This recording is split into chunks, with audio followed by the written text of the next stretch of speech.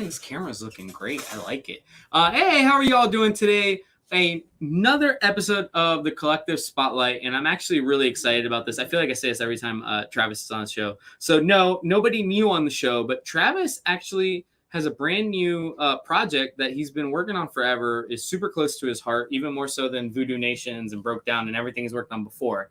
So I wanted to bring Travis on as the Kickstarter is just getting started. Obviously, the Collective will have copies, but I know this is something he's passionate about, and I am bringing my good friend Travis Gibb on to talk about Granite State Punk.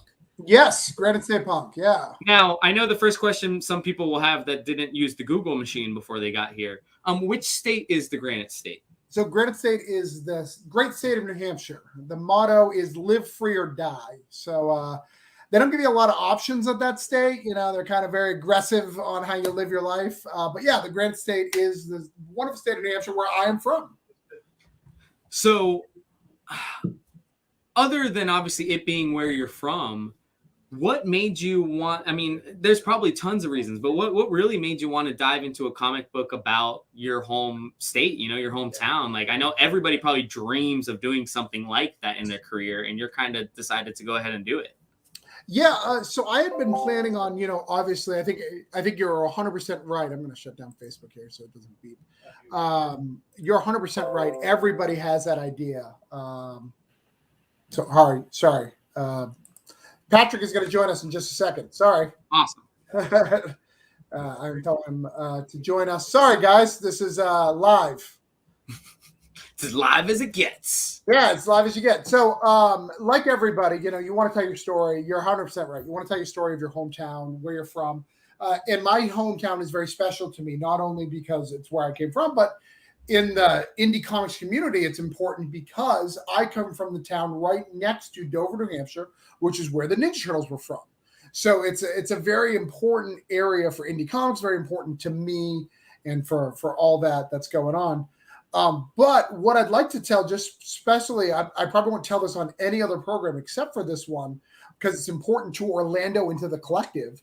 So the idea for this story, the original idea came from the Monsters of the Morning. So if anybody listens to 104.1, real radio, all that. Is that Russ Rollins, I think? Russ Rollins and the Monsters. Yeah. So Ryan, he says he's coming on right now, Patrick. So when you guys see it, just do the clicky. Perfect. So Ryan. Now they did their own comic, I feel like a couple years back, correct? They did do their own comic. What is it? Jolly Jane? Is that it? Yeah, that was exactly the name of it. Yes, sir. Yeah, Jolly Jane, they did that. Well, Ryan, one of the comedians on there, told a story, and it was a true life story. And here's the true life story. The story is this. He went to his old childhood home. He knocked on the door and said, "Hey, I have this vivid memory of burying a time capsule by a tree in the backyard. So I want to go out there and dig that up. Is that okay?" And he asked this old lady, and the old lady said, "Yeah, sure. Okay, no problem." So he goes out back and he digs for a long time, can't find it, finally finds something, brings it up. It's not what he remembers, but he digs it up and brings it. Is Patrick coming on? I see your I'm in. What's up, everybody? Hey, Patrick. We're telling the origin story that you don't even know about. So he grabs this box that he thinks is a time capsule, brings this time capsule over to the lady and says, "Hey, do you want to open this with me?"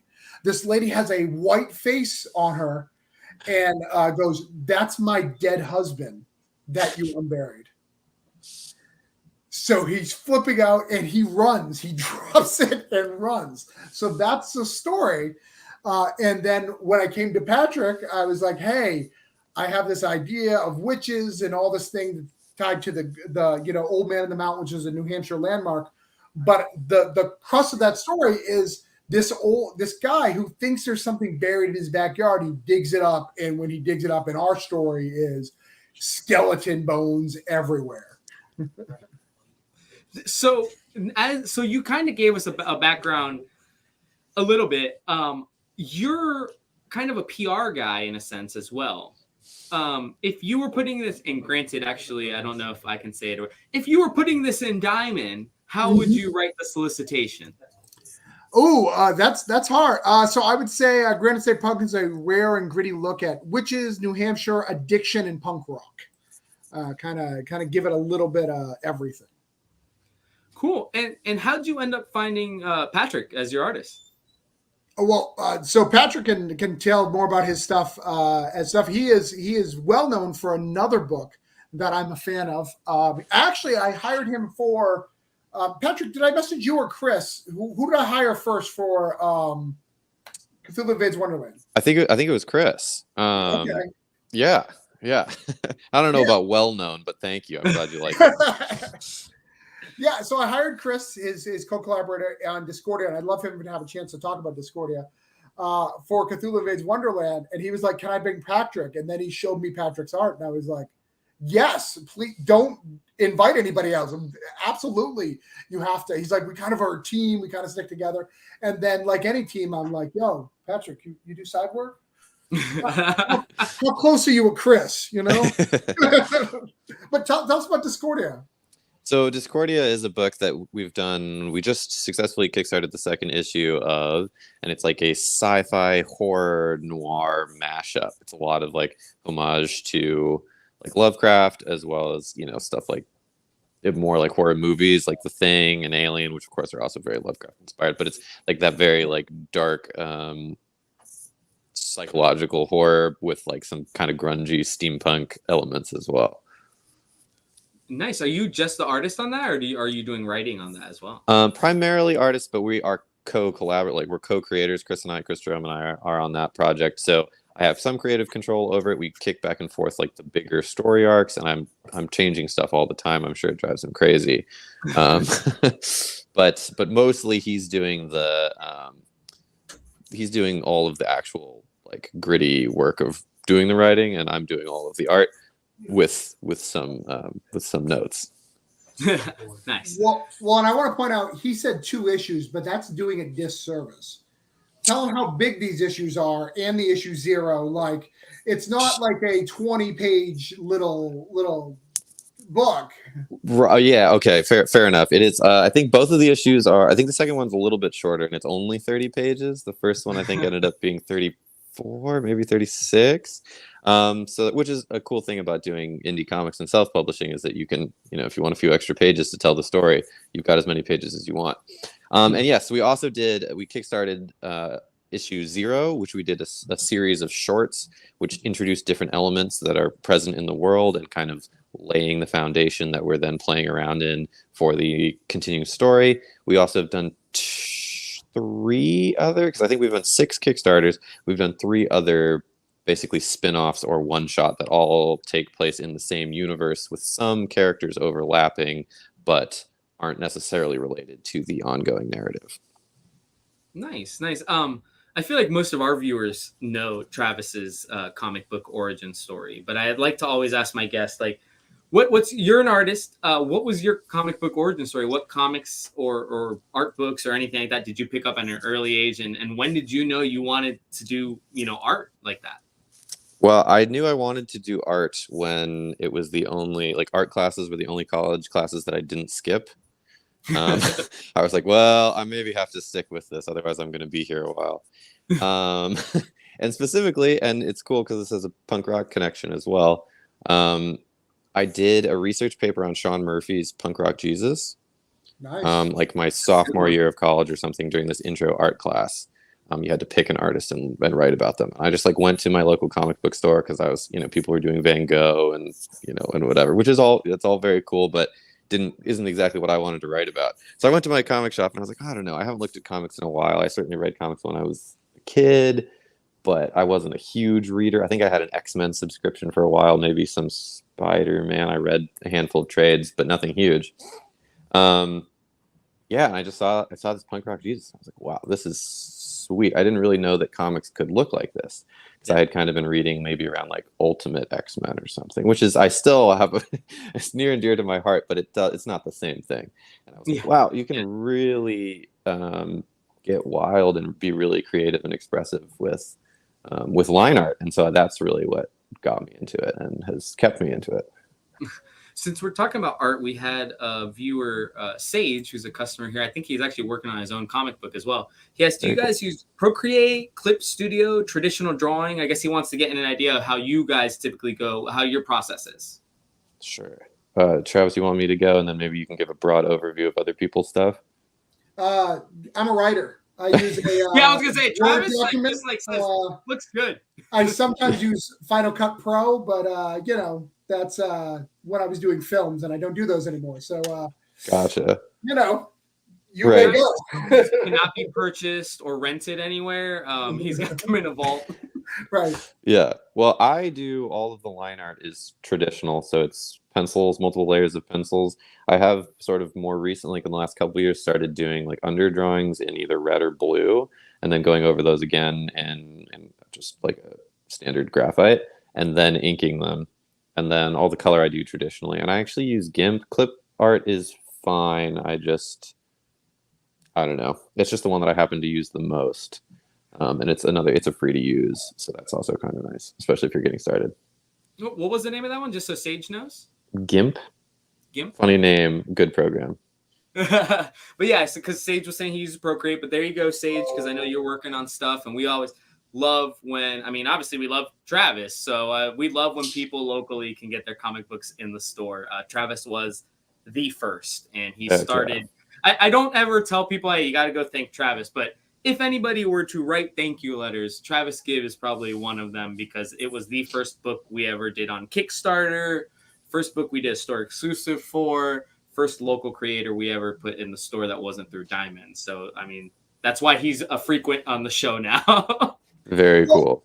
Well, and I also poisoned him too. One of the things about backing our books is we're done. Patrick has been done this art since September, October. Yeah. This book has been done for a real long time. Danny's seen it several times. Just like, Danny, look at my phone here. Like, he's like, cool. When's it coming out? I was like, don't be a dick. And I walk away.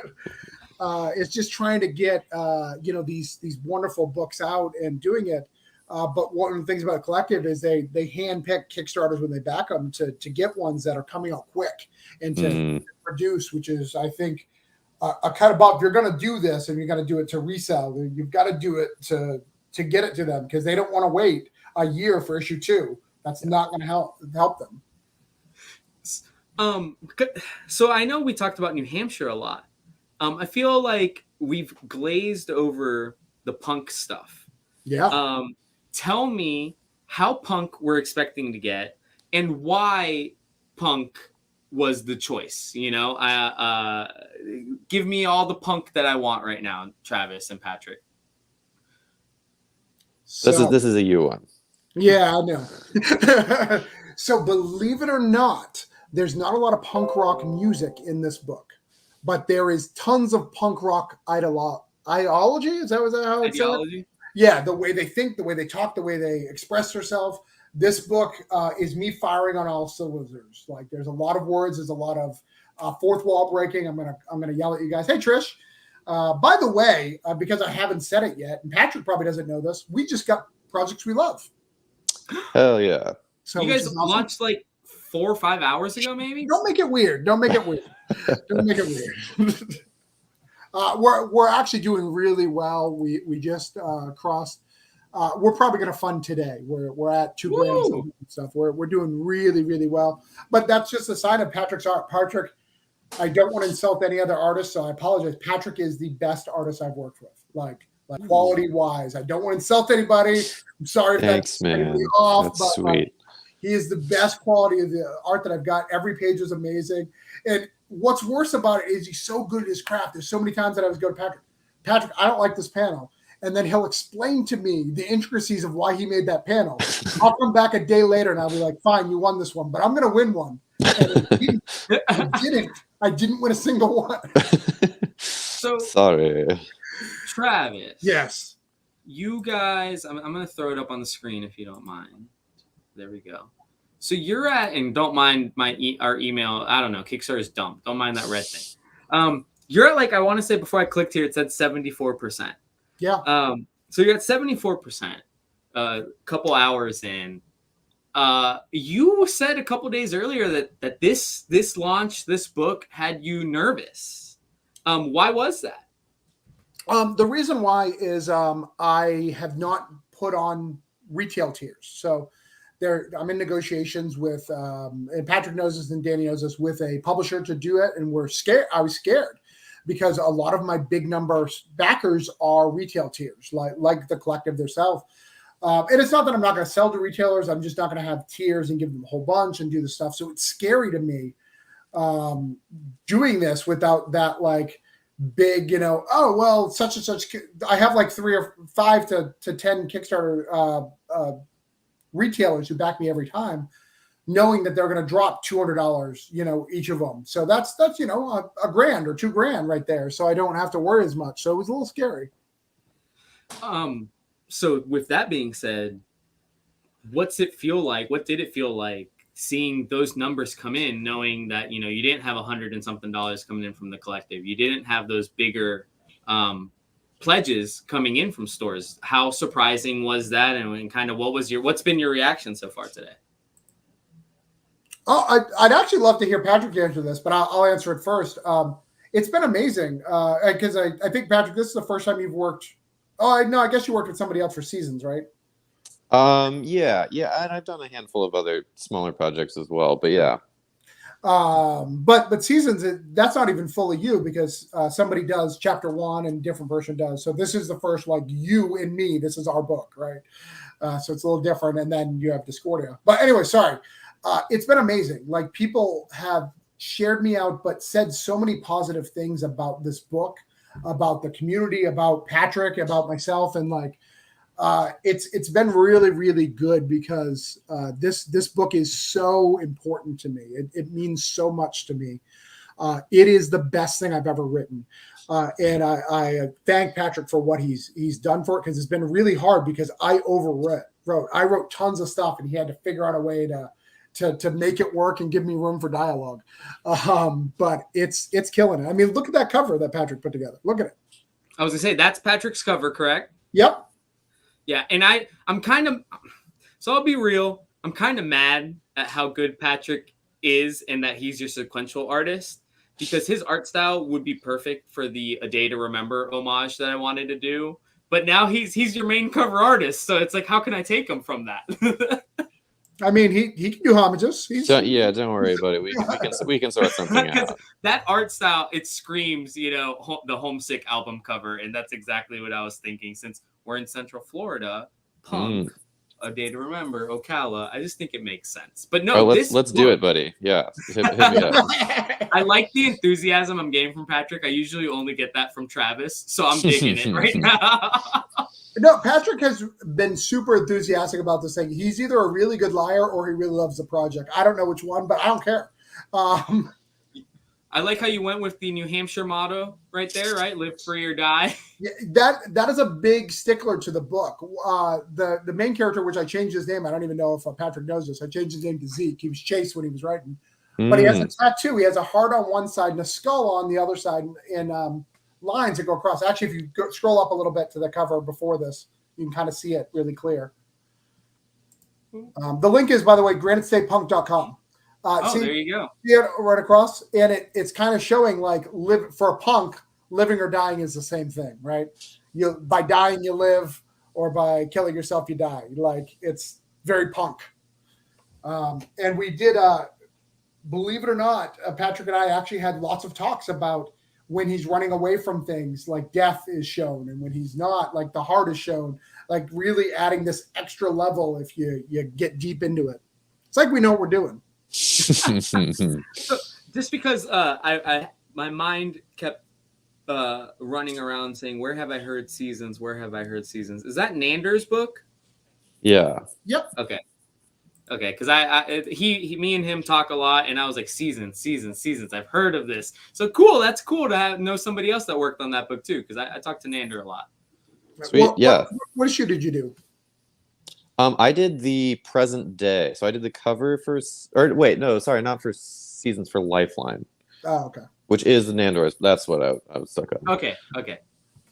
Yeah, because he's been on Travis's show a few times. I mean, it's crazy how once you meet one or two indie creators, you kind of just start meeting very many, and it's a cool community. Actually, Patrick, because I've been asking Travis a lot of questions. How have you noticed? Because you've done your own Kickstarters, you're working with Travis of Orange Cone. how have you noticed the indie like comics community as a whole? Because a lot of competitiveness in sports or in regular publishing, there's competition, Marvel, DC, but I feel like in indie comics, everybody's kind of in the same page and wanting to help each other. Have you noticed that? Yeah, I think that's true. I think, well, I'll just say this. I've heard multiple people make this joke, but that indie comics is just a bunch of friends passing around the same $20 bill. And I think there's some truth to that. For sure. And I mean, I love it. Travis, actually, I feel like, and I'm sure Travis has the back end of this, but when we did our own Kickstarter, it was really cool to see not only was it a bunch of our customers supporting, but like people that we had supported their books ages ago, 2 years ago, and they're supporting our Kickstarter. And it's really cool to see.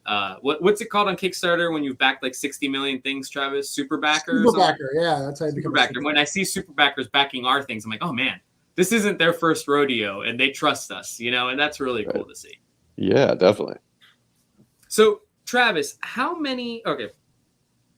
you've let people know that you're pitching it. Yep. To a company. Someplace, yes. So what is the plans? How many issues are you expecting Granite Steak Punk to be? What can people expect from this series? Ongoing, mini? So it's a one-shot. So there is a beginning, middle, and end in this. And if we continue, which Patrick and I both hope we do, it'll be a series of one-shots because that allows us to focus. Because Patrick gets out these pages fast, like faster than I can pay him. And I'm not saying that man, it takes one click to pay the man. It's the hours of work to get the money in the account to get him. Okay. And again, I'm not saying that he's expensive or any of that. It's just he works so fast that most of my artists take about 6 months. He can get things done in 2 months. He does about 2 or 3 pages a day. So we've got to pick and choose when we do this. But if this goes well, we're going to do another one. But it'll be a series of one-shots, much like the early Constantine books. The early Constantines were one-shots, one-shot adventure that all tie in once you get to that trade. When you got into the trade and you read them all, you're like, oh, man, I see how all those things tied together. So we're going to do kind of the same thing. Nice. It reminds me a little bit, I think one of our, or at least he's from Fort Myers, maybe. But Kevin Joseph, I think he treats his Tart book a little bit like that. Like they are the next issues, but they're pretty much beginning, middle, and ends, and then he goes on to the next one. Very much so, yeah. Now, oh, sorry, go ahead. Oh no, go ahead, Pat. You're the guest. I was just gonna say, I'm really excited for that aspect to it because it's a little bit what we did with Discordia. So it's just a style of storytelling that I appreciate.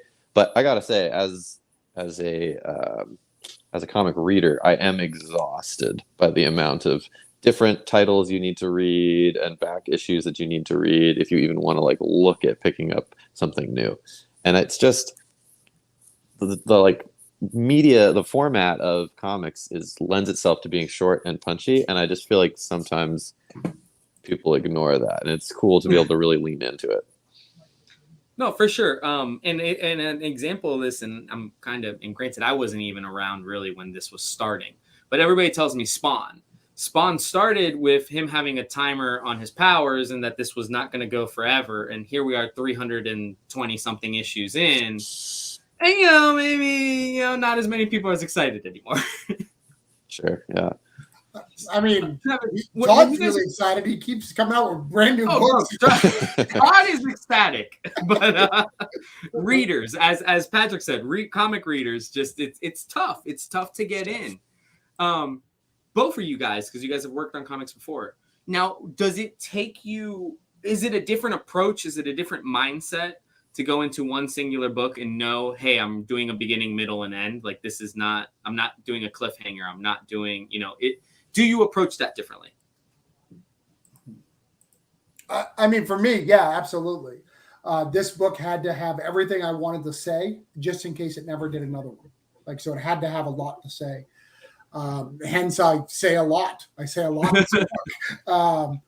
But the other thing is, I think comics are best when if someone buys it and reads it and goes, "Oh my God, that was amazing," and you got all the information you needed to know and you want more. where if you know another issue's coming out, it kind of you don't want more because you know it's coming. It's not that you don't want more, but you know more's coming, so you're not as excited about it. Where this hits you on like the start of this dude's adventure and who he is and what's going on. We talk about mythos and urban legends in that area, and we go big. I mean, we've got monsters and witches and addiction, and like we tackle a bunch of stuff in a very, very small little book, and I think it's a lot of fun. Pat, for you as an artist, was it a lot of the same? Like a lot of it kind of was the same way as going in, or is there anything that has to change when you know this could be it? I mean, it's more from the like literal panel by panel, page by page, like problem solving aspect of how I approach comics. I've been told that I draw like an engineer, which I don't know if it's a compliment or not, but it is what it is.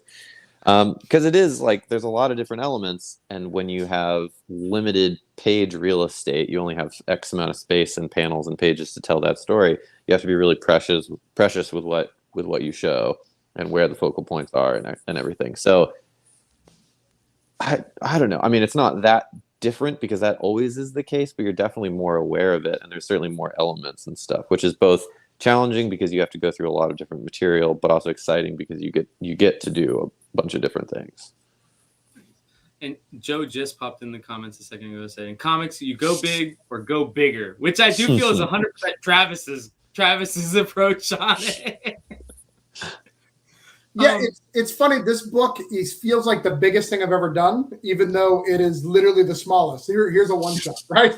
right? Because again, of the Patrick's art and how personal the book is, how well written. Like I'm not trying to like it is. When I wrote it, I'm like, this is not my writing. It's better than me, like, which is good, right?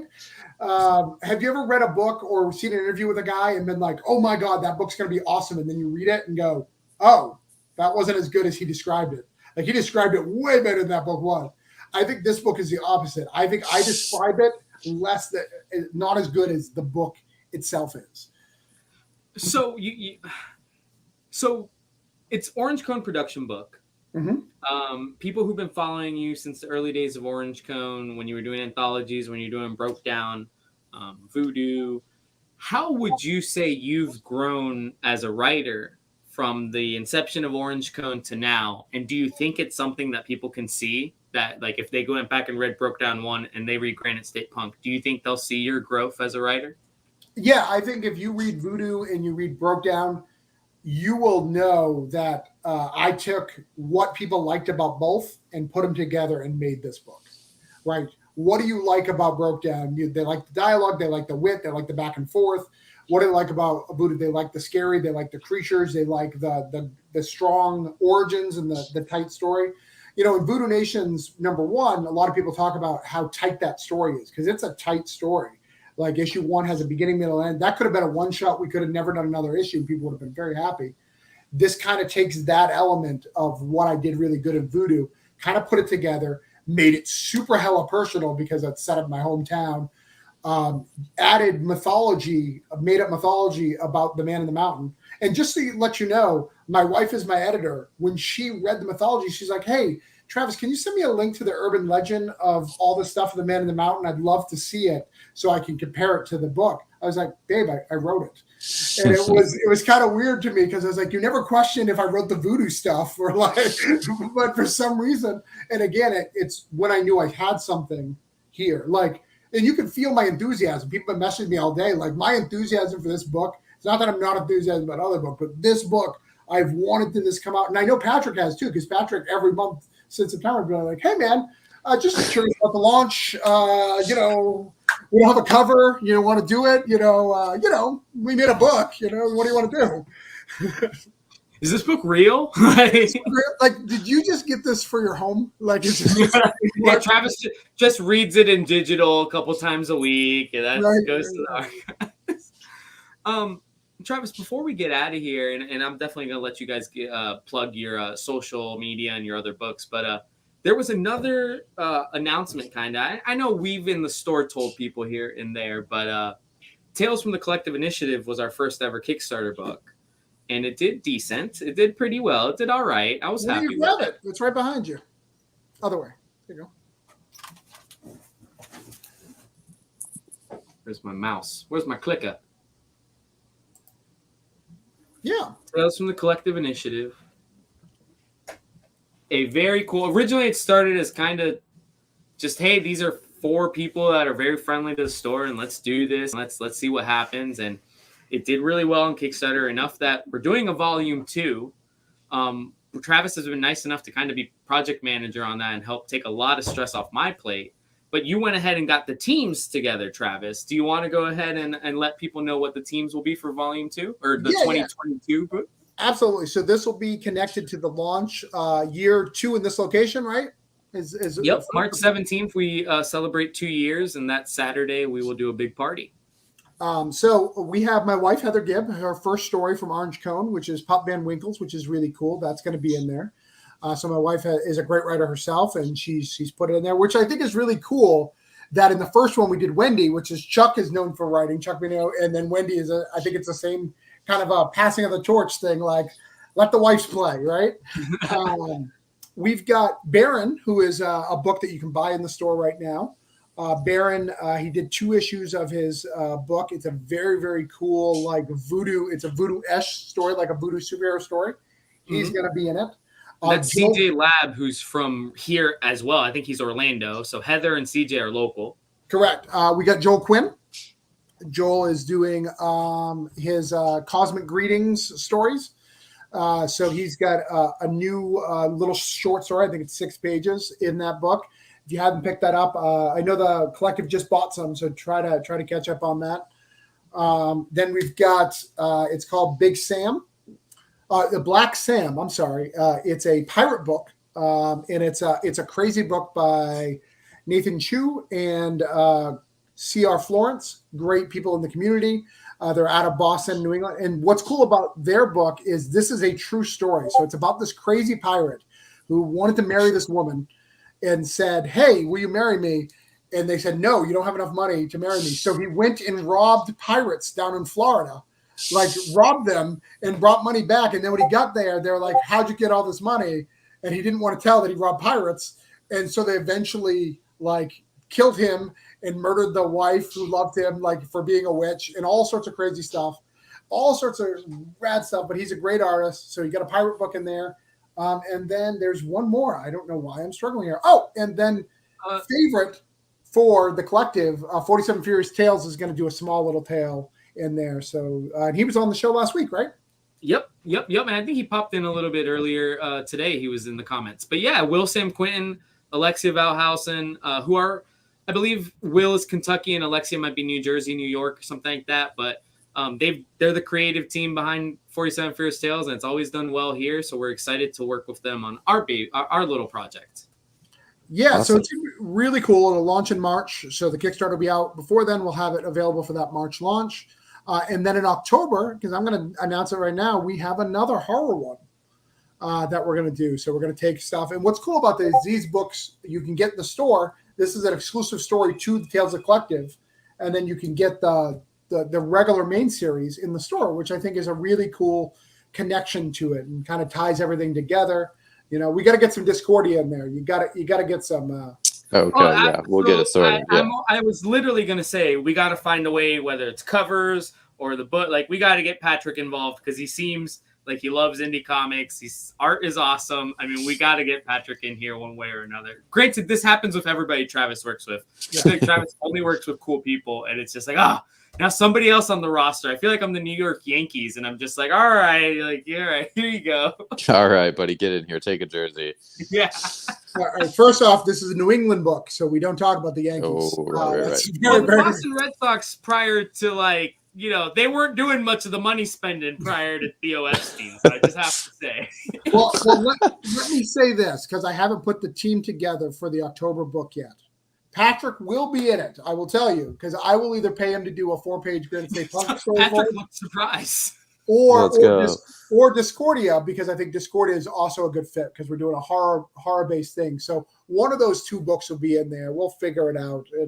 We've got enough time to figure that out. We got to get the first one out launch. But I mean, Tales of the Collective is going to be a thing. It's going to be a cool thing for the store. I love it. I think it's a great opportunity to get people into the store and buying books and getting a taste of what the series come together. And the covers we have planned for this are perfect.